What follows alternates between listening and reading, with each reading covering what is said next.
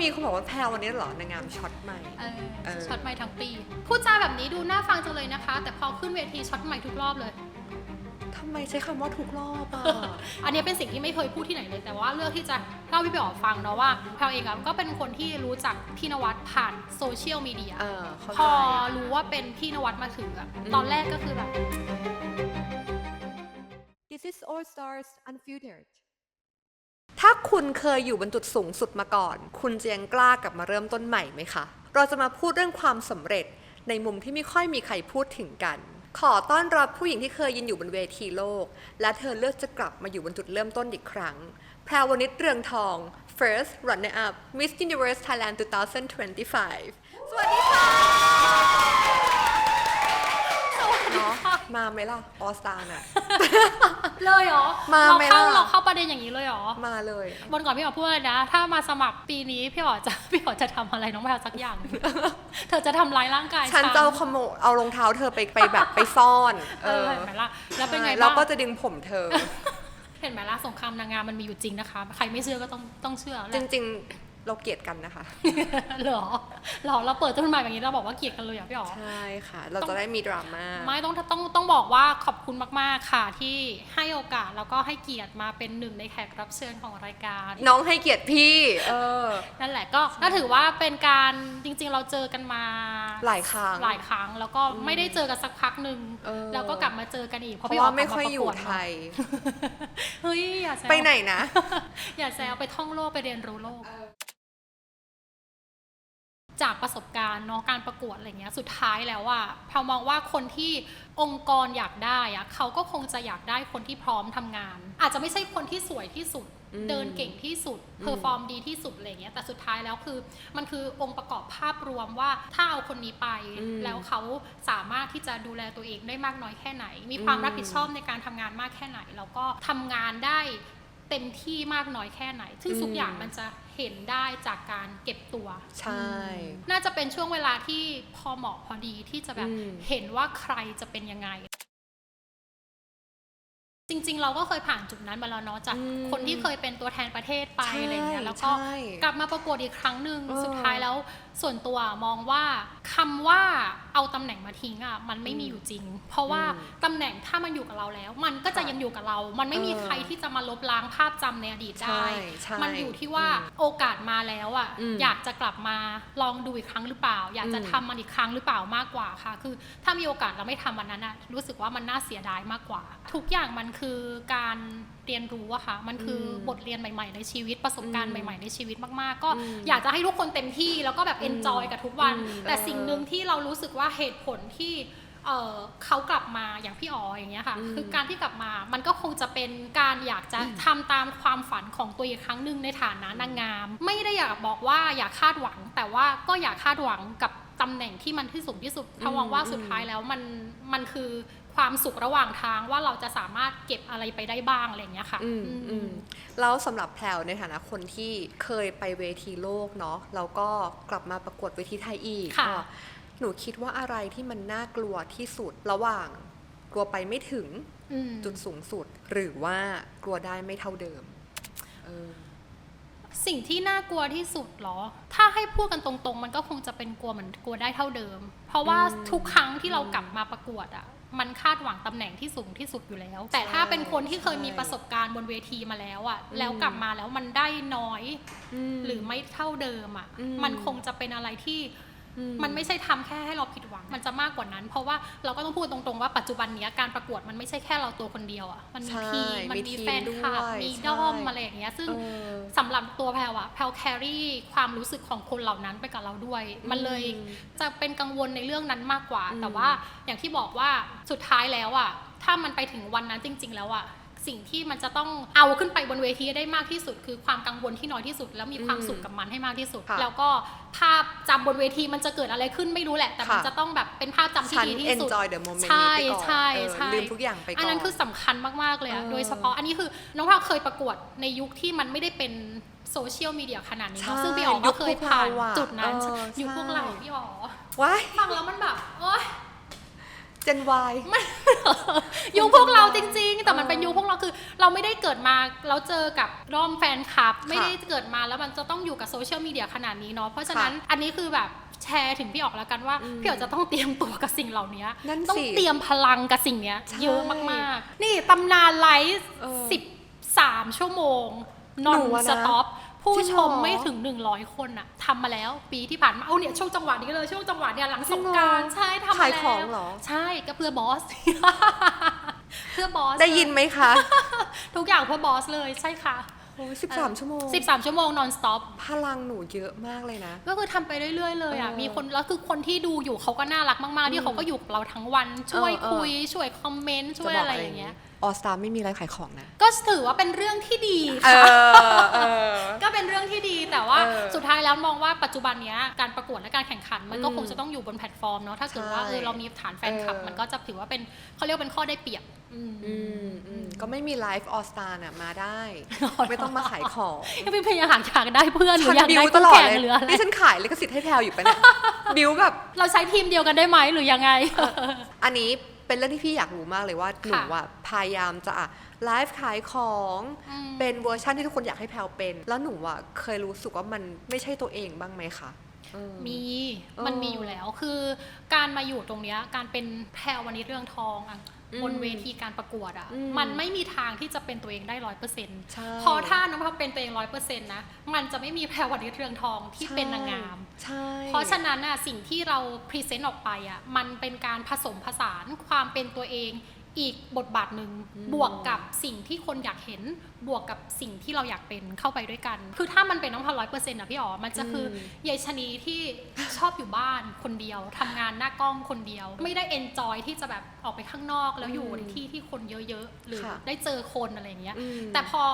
มันอยู่ตรงนี้แล้วมันคือการสะสมประสบการณ์ในอดีตมาเรื่อยๆอะค่ะคืออาชีพนี้หรือว่าบทบาทเนี้ยมันทำให้เรามีเราในวันนี้มันเลยต้องค่อยๆเรียนรู้แล้วก็ปรับตัวแล้วก็อยากจะบอกว่าสิ่งที่เราพรีเซนต์ออกไปอ่ะมันไม่ใช่ตัวเอง 100% แต่มันไม่ได้เป็นการฝืนทำมันคือการเป็นเราที่เราเลือกที่จะนำเสนอด้านนี้เพราะคนเราก็มีหลายบทบาทเนาะบทบาทของการเป็นนางงามการเป็นอินฟลูเอนเซอร์การเป็นเพื่อนการเป็นพี่เป็นน้องเนาะใช่ค่ะทุกครั้งที่เราอยู่หน้าจอเราจะค่อนข้างที่จะเอนจอยมาก energy เราจะแบบล้นตลอดเวลาเต็มแล้วทุกคนก็จะแบบไปประกวดมิสแกรนด์ซี่ energy เนี้ยบอกว่าไม่ได้เธอเชื่อฉันสิว่าฉันประกวดมิสแกรนด์ไม่ได้อะไรอย่างเงี้ยมันต้องแบบมันคนละบทบาทกันใช่พี่อยากรู้ว่าตอนที่ประกวดอย่างเงี้ยค่ะความที่เราอ่ะได้เป็นตำแหน่งรองหนึ่งเนาะเคยกลัวไหมคะว่ามันทำให้ภาพจำเรามันเปลี่ยนไปเพราะเราก็เป็นเนาะระดับโลกมาก่อนอย่างเงี้ยค่ะหมายถึงว่าตอนที่เราไปประกวดซูปรามาแล้วกลับมาใช่เราเป็นขึ้นชื่อเป็น Miss Supra National Thailand ไปแล้วใช่ไหมแล้วพอตอนนี้มันกลายเป็นรองหนึ่งอ่ะกลัวไหมว่าภาพจำเดิมมันจะถูกลบเลือนหายไปกลายเป็นรองหนึ่งไม่กลัวจริงๆแล้วมันก็เป็นคำตอบเดียวกับคำถามที่ว่ากลัวไหมที่คนจะบอกว่าเราตำแหน่งมาทิ้งเพราะว่ามันคนละบทบาทแล้วมันก็คนละบริบทเวทีกันมากบริบทเวทีอะไรอย่างเงี้ยการกลับมาบนเวที Miss Universe อะคือเราต้องเล่าปูพื้นฐานเรื่องกลับไปเนาะว่าเราเคยเริ่มต้นประกวดเวทีนางงามด้วยการประกวด Miss Universe Thailand แล้วมันไม่สักเซสมันมีความคือถ้าพูดง่ายๆมันก็คือมีแผลในใจที่มันยังค้างอยู่อะไรอย่างเงี้ยค่ะแล้วก็พอกลับมาอีกครั้งมันก็ยังเป็นแผลค้างอยู่อะไรอย่างเงี้ยจนวันที่เราได้เป็นตัวแทนประเทศบนเวทีซูปราเรารู้สึกว่ามีคนเคยถามแพลเนาะว่าไหนบอกว่าจะไม่ไปเวทีไหนเลยถ้าไม่ใช่ Miss Universe Thailand ซึ่งตอนนั้นอะที่แพลไปประกวดซูปราแพลก็ให้คำตอบกับตัวเองว่าจริงๆแล้วเราอยากเป็นตัวแทนประเทศสักครั้งหนึ่งในชีวิตในฐานะของนางงามอะไรอย่างเงี้ยค่ะแพลไม่ได้มองว่าเวทีไหนโดดเด่นหรือว่ามีความเก่งไปมากกว่ากันแต่สุดท้ายแล้วมันคือความแตกต่างของแต่ละบริบทที่เขามีให้แล้วก็เราอยากจะนำเสนอในด้านไหนมากกว่าอะไรเงี้ยการกลับมาบน Miss Universe Thailand เมื่อปีที่ผ่านมามันคือโอกาสที่เรารู้สึกว่าถ้าเราไม่คว้าไว้อะคิดไปอีก10 ปี 20 ปีข้างหน้าฉันต้องเสียใจมากๆเพราะว่า1คือวันที่เขาประกาศว่าจะไม่มีการกำหนดอายุเราก็แบบว้าวมันมีอาการแบบผีเสื้อบินในท้องอะพี่อ๋อแล้วมันรู้สึกว่าแบบเฮ้ยหรือว่าอันนั้นก็เป็นอย่างอีกแบบหนึ่งแก๊กที่ยังแบบเอาไงดีนะพอมันเป็นการประกาศออกมาว่าประเทศไทยจะเป็นเจ้าภาพพี่หยอดน้ำตาคอเบ้าเลย เฮ้ย น้องพอน้ำตาคลอเบ้าเลยน้องพอก็เหมือนมีภาพวิชั่นตัวเองว่าฉันได้เป็นคนที่ไปยืนพูดต้อนรับจะพูดแล้วจะร้องไห้ มันเหมือนมันมีภาพนั้นขึ้นมาอะไรอย่างเงี้ยค่ะก็เลยคิดว่าเอาวะในเมื่อความต้องการมันชัดขนาดนี้มันก็เลยไม่จำเป็นที่จะต้องแล้วว่าเราจะไปหรือไม่ไปดีคำตอบมันคือไปเท่านั้น ไปแน่นอน จะเกิดอะไรขึ้นไม่รู้แต่อย่างน้อยคือให้เราได้กลับไปทำแล้วก็ได้มีโอกาสได้ยืนบนเวทีที่เรารักที่สุดอะไรเงี้ย เข้าใจว่ามันอาจจะไม่ได้ไปถึงจุดที่เราคาดหวังเนาะเราแพลวจัดการกับตัวเองยังไงเพราะว่าโอเคที่น้องเล่ามาน้องแบบมีความแบบผีเสื้อบินในท้องมีความแบบร้องไห้อะไรอย่างเงี้ยหนูจัดการกับใจตัวเองยังไงต้องบอกว่าทุกครั้งที่เราขึ้นเป็นเวทีอ่ะการแข่งขันนะเราพอรู้อยู่เสมอว่าทุกการแข่งขันมันจะมีผู้ชนะแค่คนเดียวเราอยู่กับความเป็นจริงมากๆแล้วก็การกลับมาครั้งล่าสุดอ่ะแพลแค่รู้สึกว่าแพลก็แค่ทำเต็มที่อะไรที่ไม่เคยทำฉันจะทำอะไรที่ไม่เคยลองฉันจะลองเพราะว่าเมื่อในอดีตเคยพูดนะว่านี่คือครั้งสุดท้ายแต่เนี่ยมันคือครั้งสุดท้ายที่แปลว่าครั้งสุดท้ายจริงๆแล้ว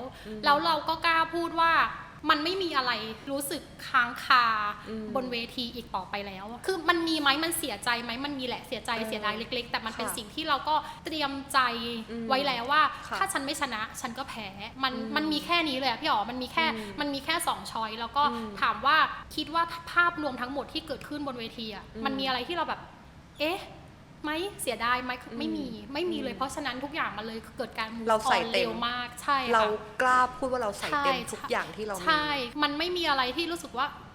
ถ้าฉันทำตรงนั้นอีกนิดนึงมันอะไรอย่างเงี้ยมันไม่คือมันไม่เหมือนกับครั้งในอดีตเลยใช่ไม่มีเดาอะไรเลยแล้วก็เป็นครั้งแรกที่รู้สึกค่อนข้างมั่นใจกับคำตอบของตัวเองมากๆเวลาคนถามว่าเอาอีกไหมประกวดอีกไหมอยากจะกลับมาแก้มือไหมเรารู้สึกว่าเราไม่เห็นภาพตัวเองอยู่บนเวทีอีกแล้วอะไรเงี้ยเหมือนเรารู้สึกว่าเรา complete หมดแล้วแบบหมดแล้วจริง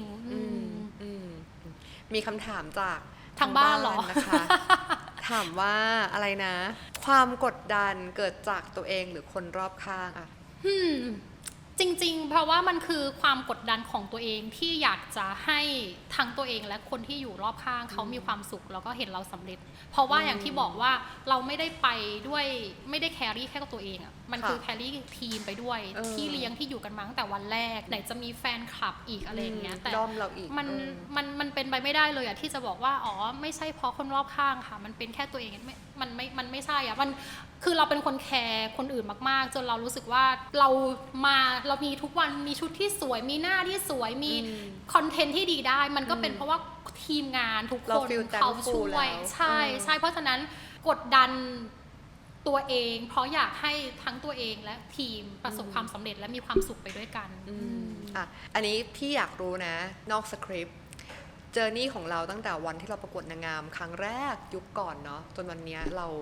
เรียนรู้อะไรมาบ้างเยอะนะการเป็นนางงามอ่ะมันสอนให้เราเป็นคนที่มีระเบียบวินัยมากๆกับชีวิตคือพากล้าพูดว่าเป็นคนตรงต่อเวลาแบบมากๆ 1% เท่านั้นที่จะทำให้เราไปทำงานสายและมันจะต้องเป็นเหตุผลสำคัญอะไรสักอย่างที่มันเกิดขึ้นในชีวิตอะไรเงี้ยค่ะแล้วก็ทำให้เรากลายเป็นคนโซเชียลมากขึ้นคือมันเป็นจุดอ่อนนะกับการที่เราเป็น introvert มากๆอ่ะแล้วมันค่อนข้างที่จะส่งผลให้การทำงานหรือการพูดคุยหรือคอนเนคกับคนมันค่อนข้างยากแต่การที่เราเลือกที่จะมาอยู่ตรงนี้ค่ะมันจำเป็นที่จะบอกให้ตัวเองว่าต้องปรับเพราะถ้าเราไม่ปรับเราไปต่อไม่ได้เรื่องของความเข้มแข็งความอดทนความมีระเบียบวินัยนี่แหละมันเป็นหลักสำคัญแล้วเราคิดว่ามันเป็นพื้นฐานสำคัญในการที่จะทำให้เราโตไปเป็นบุคคลที่มีคุณภาพคนหนึ่งอันนี้พี่เห็นด้วยเลยว่าเป็นนางงามมันไม่ง่ายจริงๆแล้วมันต้องแบบอดทนมีวินัยมากตั้งแต่เรื่องการตื่นการกินดูแลตัวเองรูปร่างเนาะคือแพลวเนี่ยมีความโดดเด่นเรื่องรูปร่างมากเราเป็นแบบฟิตเนสโมเดลอะไรอย่างนี้เนาะแล้วเราก็ไม่ใช่คนที่เป็นคนเอวข้อสะโพกผ่าไปถูกปะบอดี้เราอ่ะเป็นแนวนักกีฬาด้วยซ้ำแต่เราได้ best swimming suit ซึ่งพี่เองอ่ะก็แบบว้าวในตัวหนูมากนะก็ชื่นชมที่แบบถึงแม้ว่าจะไม่ได้มีฟิกเกอร์แบบแนวนางงามจ๋าที่คนชอบนะแต่เราก็ใช้ performance เข้าสู้จนได้เนี่ยชื่นชมแพลวจริงๆในเรื่องนี้ขอบคุณค่ะดีใจมากกับรางวัลนั้นดีใจมากคือมันเป็นอะไรที่หนึ่งคือเราพราวในรูปร่างเราด้วยเพราะเราดูแลมานานแล้วค่ะแล้วก็เราเป็นคนที่คือพัมไม่ได้เคยมองว่าตัวเองเป็นคนที่เบสไม่ได้มีเพอร์ฟอร์มที่ดีเราไม่ใช่คนเดินทิ้งสะโพกอะไรอย่างเงี้ยแต่การกลับมาครั้งล่า สุดอ่ะมันทำให้ ค่ะ เรารู้สึกว่าถ้าเราไม่ปรับตรงเนี้ยมันจะ ค่ะ ไม่มีอะไรแตกต่าง คือมันคือแค่จุดเล็กๆอะไรอย่างเงี้ยเราก็ ค่ะ เลยรู้สึกว่าเอาวะทำยังไงก็ได้อะไรเงี้ย อืม คืออ ม แล้วทุกอย่างที่มันออกไปบนเวทีอ่ะฝึกก็ส่วนหนึ่งแต่ว่ามันเป็นเรื่องของความอยากเอาชนะ Inner ข้างใน มันคือ ด้วย เรื่องของความอยากเอาชนะตัวเอง อยากเอาใจแฟนคลับอะไรอย่างเงี้ยถ้าเห็นแล้วมันแบบ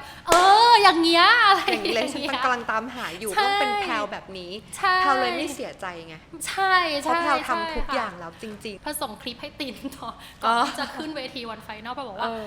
พอไม่กล้าฟูเทิร์นพอเป็นคนไม่ฟูเทิร์นบนเวทีนางงามเลย เพราะพอเป็นคนไม่มั่นใจในการเดินของตัวเอง พี่ก็ วัน ม่ ไฟนอล เออ อีนี่ฟูเทิร์นฉ ได้เลย เฉยเลยผมสะบัดบึ้งนี่ก็เลยแบบคิดในใจว่าทำได้แล้ เอ ว อ อะไรอย่างเงี้ยคือครั้งสุด บนไฟ ท้าย นอลบนเวทีอะนะ ใช่ จริงเหรอ วันทีริมก็ยังไม่ฟูเลยแค่แบบเป็นฟีลแบบฮาร์ฟ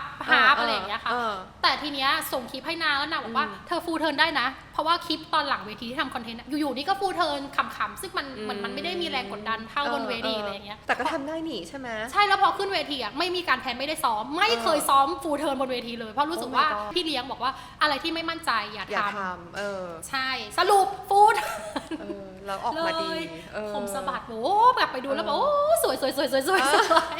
นี่ก็เป็นอีกหนึ่งเรื่องของการก้าวข้ามผ่าน ใช่ ขีดจำกัดตัวเอง ใช่ นะแพลว ใช่ แม้กระทั่ง ค่ะ เรื่องฟูลเทิร์นอ่ะ อืม ทีนี้การกลับมาเริ่มใหม่ของแพลวอ่ะเป็นความต้องการของตัวเองหรือของคนอื่นกันแน่ เป็นการต้องการความต้องการ ของตัวเองเลย ใช่ อย่างที่บอกเลย โอเค ว่ากลับมาเพราะว่ามันยังมีความค้างคาในอดีตสองคือโอกาสมาแล้วทำไมเราถึงจะไม่คว้าไว้อะไรอย่างเงี้ยค่ะ ใช่ จริงๆอ่ะมีความคิดตั้งแต่ก่อนที่เขายังไม่ได้เปลี่ยนมือลิขสิทธิ์อะไรเนาะก็มีความคิดมาเรื่อยๆแบบเอาไงดียังไงดี1 2 3 4อันนี้เป็นสิ่งที่ไม่เคยพูดที่ไหนเลยแต่ว่าเลือกที่จะเล่าพี่ไปออกฟังเนาะว่า พอรู้ว่าเป็นพี่นวัดมาถืออะตอนแรกก็คือแบบยังไงดีนะอะไรอย่างเงี้ยนึกออกปะคะคือต้องยอมรับว่าแพลเองอะก็เป็นคนที่รู้จักพี่นวัดผ่านโซเชียลมีเดีย เข้าใจ ผ่านหน้า reputation ของ ใช่ เขาใดๆ แล้วเรารู้สึกว่าโหคือเห็นแล้วเราก็รู้สึกเกรงอะไรอย่างเงี้ยว่าแล้ว energy เราจะเข้ากันได้ไหมคือเราเป็นคนไม่ใช่คนปะทะเราไม่ใช่คนตรงๆแบบที่บอสเป็นอะไรอย่างเงี้ยค่ะแล้วสุดท้ายก็บอกตัวเองว่าเนี่ยมันคือการให้โอกาสตัวเอง1คือนอกจากจะให้โอกาสตัวเองไปลองแล้วอ่ะ2คือต้องให้โอกาสตัวเองในการทำความรู้จักกับพี่นวัดจริงๆด้วยตัวไม่ใช่การตัดสินเขาผ่านโซเชียลมีเดียเพราะเรารู้สึกว่ามันไม่แฟร์กับเขาเหมือนกันอะไรอย่างเงี้ยแต่เราก็พอได้เข้ามาคือแบบก็เป็นคนตลกคนนึงเป็นคนน่ารัก เขาใจดีมาก เป็นคนใจดีมากๆ แล้วเขา อะไรอย่ รัก งงี้ นาย ง ค่ะ งามทุกคน ใช่คือยิ่งเห็นได้ชัดเลยพอได้เข้ามาคุกคลีก็เลยเห็นซะว่าเป็นคนที่รักนางงามแล้วรักการจัดนางงามมากจริงๆ พี่ถามพี่วัดไปเทปก่อนหน้าว่าจะทำนางงามถึงเมื่อไหร่ คิดว่าตอบว่าอะไร ตอบว่าอะไรทำไปจนตุยเหรอ ก็คือทำไปเรื่อยๆเป็นไปแล้วน้องพักก็เลยรู้สึกว่าดีใจที่เราได้ตัดสินใจที่จะกลับมาประกวดในยุคของพี่นวัดค่ะ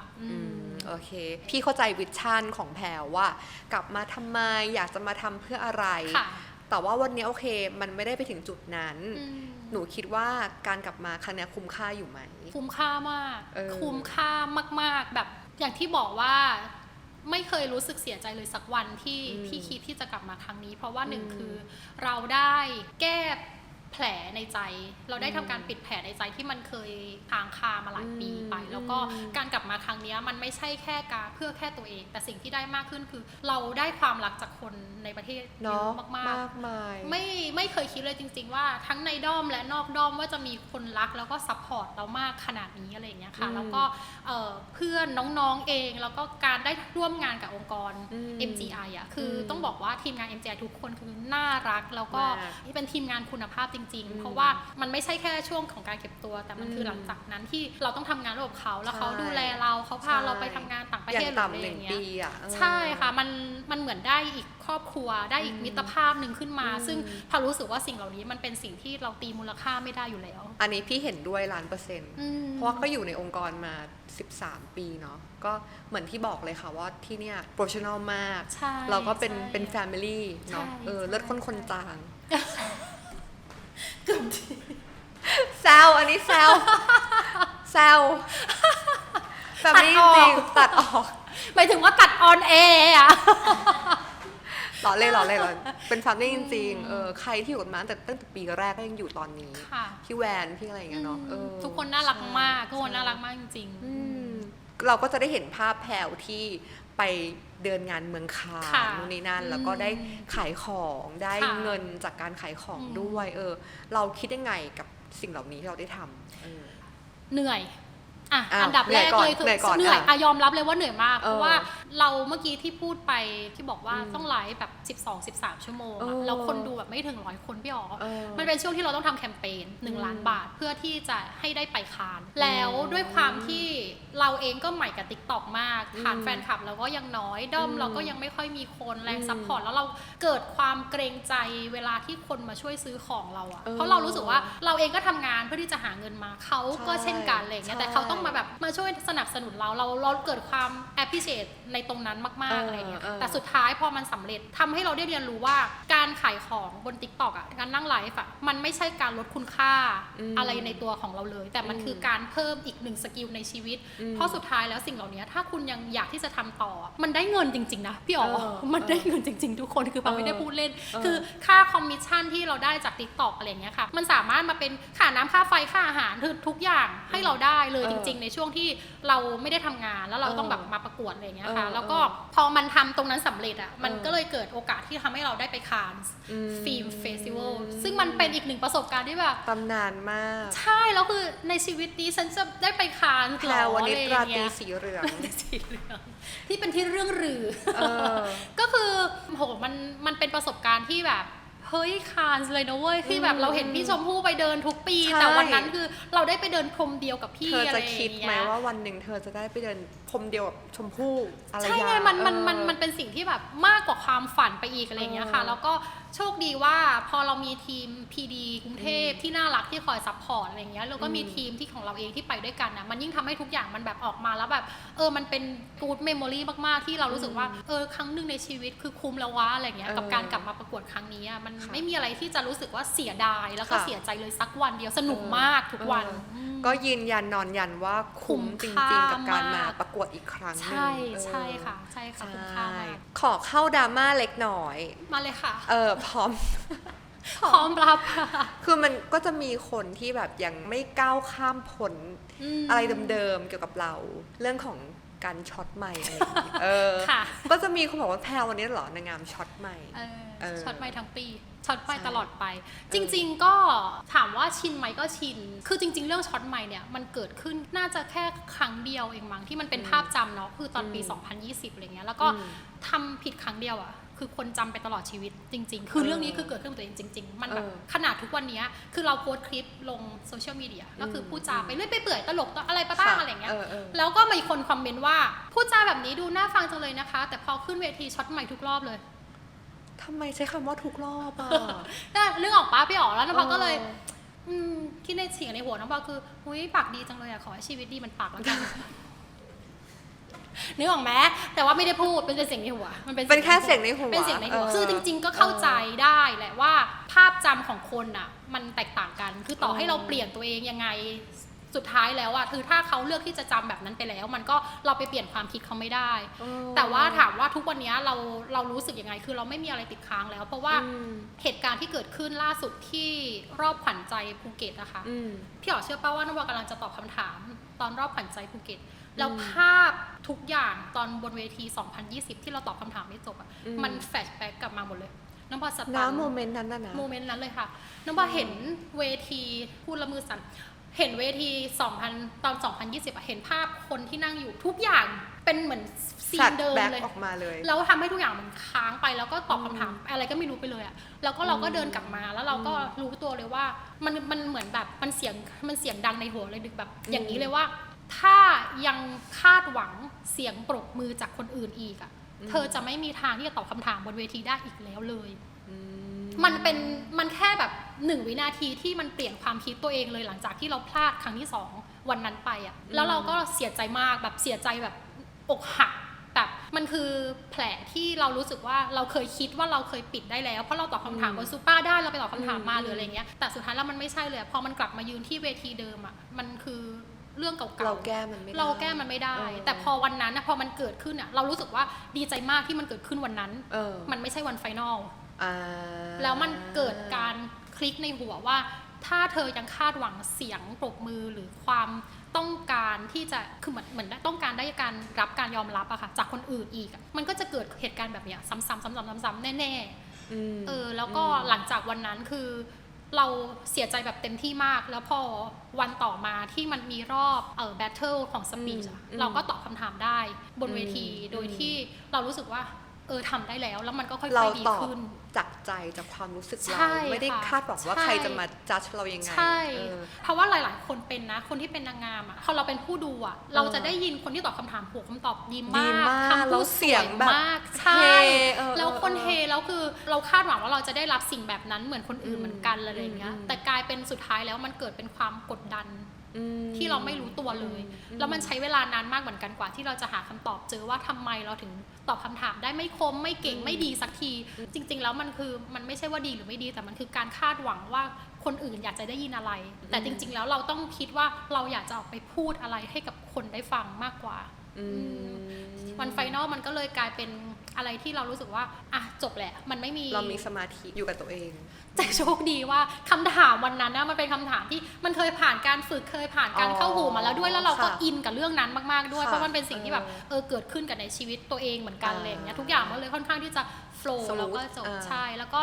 นั่นแหละสุดท้ายแล้วอ่ะคือต่อให้วันนั้นมันจะจบสวยยังไงอ่ะปัจจุบันนี้ก็ยังมีคนที่ยังจะมาพูด discredit เราอยู่เหมือนเดิมก็ยังคงเป็นนางงามช็อตไมค์ของบางคนอยู่แต่ก็เป็นคนส่วนน้อยเชื่อพี่ใช่ค่ะก็ขอให้มีชีวิตก็อย่าไป อย่าไป pay attention ตรงนั้นใช่ก็ข้ามแต่ถ้าวันไหนมันรู้สึกว่าสมมติถ้ามาแขวะในวันที่อาจจะกำลังจะเป็นประจำเดือนฮอร์โมนไม่ดีอะไรเงี้ยเธออาจจะโดนฟีดแบ็กอะไรกลับไปก็ขอให้เข้าใจกันด้วยนะคะเราเป็นชนีอะนะคะฉันก็มีหัวใจค่ะใช่เราจบแล้วนะชีวิตนางงามเราจบแล้วทีนี้ฉันจะเป็นชีวิตปกติแล้วเดี๋ยวรอปีหน้าพี่เชื่อว่าความเป็นนักสู้ความมอง positive อยู่ตลอดเวลาของน้องทำให้คนทั้งบ้านเก็บไปปรับใช้กับตัวเองได้ยิ่งกับนางงามที่แบบเป็นเหมือนพี่เนาะคือกลับมาประกวดอีกครั้งหนึ่งหรือนางงามที่แบบเป็นเด็กน้อยจะมาประกวดเวทีแกรนด์หรือ Universe อะไรอย่างเงี้ยค่ะก็น่าจะเก็บไปใช้เป็นไอเดียได้เยอะเหมือนกันขอบคุณพามากๆเลยค่ะสวัสดีค่ะวันนี้เราไม่ใช่แค่เห็นผู้หญิงที่เคยประสบความสำเร็จนะคะแต่เราเห็นผู้หญิงที่ไม่ยึดติดกับความสำเร็จนั้นและนี่คือ All Star Unfiltered ขอบคุณทุกคนที่ติดตามชมนะคะ